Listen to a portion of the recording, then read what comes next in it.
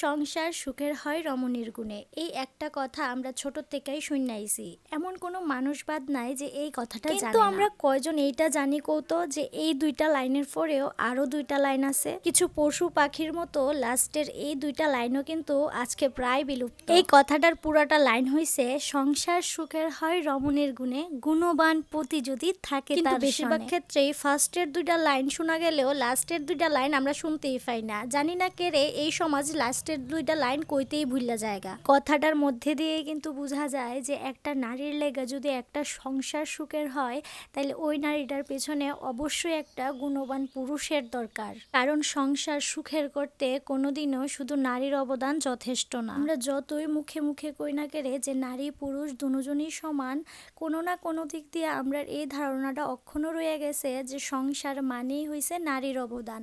সংসার সুখ একমাত্র নারীর কারণেই হয়। বাচ্চা মানুষ একমাত্র নারীরাই করতে পারে, রান্নাবান্না একমাত্র নারীরাই করতে পারে।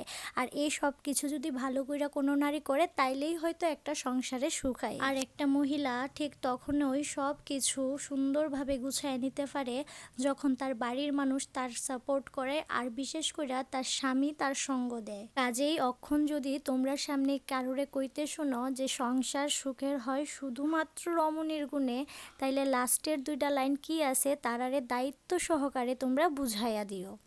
তো হাই সবাই রে, কেমন আছো সবাই? আশা করতেছি সবাই অনেক অনেক ভালো আছো, সুস্থ আছো। আমি দীপিকা, আমার নতুন আরও একটা ভিডিও তোমরা সবাইরে জানাইতাছি অনেক অনেক ওয়েদারের কারণে কিন্তু অনেক দিনই হয়েছে বেডশিটটা ধুয়ে দেওয়া হইতাছে না, আরও কিছু কাপড় জামা আসলে ওইটি ধুয়ে দেওয়া হইতাছে না।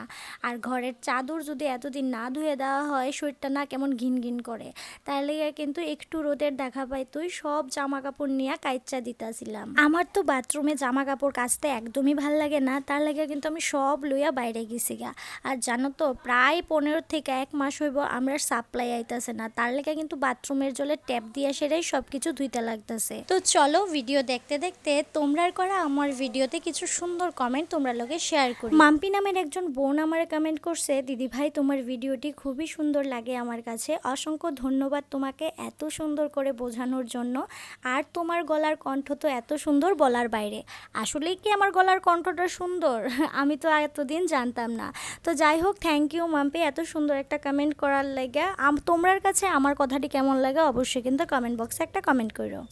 তারপরে শিল্পী দেবনাথ নামে একজন দিদি ভাই আমার কইছে, তোমার ভিডিওগুলি সত্যিই খুব ভালো লাগে, আরও বেশি ভালো লাগে কাউকে নিয়ে যে কোনো সমালোচনা করো না, এই জন্যই তোমাকে আমার খুব ভালো লাগে বোন। থ্যাংক ইউ সো মাচ দিদি ভাই এত সুন্দর একটা কমেন্ট করার। আসলে দিদি ভাই আমি তো নিজের নামে অনেক সমালোচনা শুনি, তার লাগে কিন্তু আমি অন্য মানুষের নিয়ে সমালোচনা করতে একদম ভালো পাই না, কারণ আমি জানি নিজের নামে কিছু শুনলে তার কতটা খারাপ লাগে। তারপরে দেবলীনা দাস নামে একজন বোন কমেন্ট করছে, তোমার ভিডিও খুব ভালো লাগে। Thank you so much Debleena এত সুন্দর একটা কমেন্ট করার লাগা।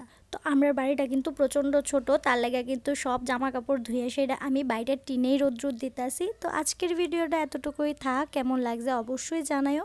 আর যদি আমার ভিডিও তোমরা ভালো লাগে তাহলে কিন্তু অবশ্যই একটা লাইক কমেন্ট শেয়ার করবা। আর হ্যাঁ, যারা আমার এখনও ফলো করছো না তারা প্লিজ আমার অ্যাকাউন্টটা ফলো করে দিও। টাটা।